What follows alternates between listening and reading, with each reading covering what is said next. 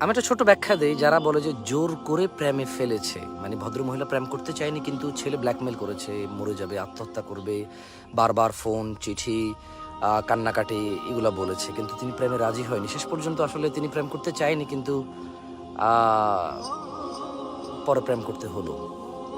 দেখুন, ধরে নেন আপনি, আপনার হাতে কেউ একটা ছুরি দিল, একটা লাঠি দিল, লাঠি দিয়ে বললো যে অমুকের মাথায় বাড়ি দাও। আপনি বললেন যে না, মাথায় বাড়ি দিলে তো মাথা ফেটে যাবে, ওর মারা যাবে। সে বললো যে প্লিজ ওর মাথায় বাড়ি দাও, প্লিজ প্লিজ, তুমি যদি ওর মাথায় বাড়ি না দাও আমি ভাত খাবো না, আমি লাভ দেবো, আমি আত্মহত্যা করবো। আপনি বলবেন যে তুই পাগল নাকি, তুই যদি মরে যাস আমার কি, তুই মরবি। কিন্তু তোর কথা শুনে যদি আমি ওর মাথায় বাড়ি দিই তাহলে তো আমি খুনের আসামি হয়ে যাব। কেউ কোনোদিন প্রেশারে এসে কারো মাথায় বাড়ি দিবে না।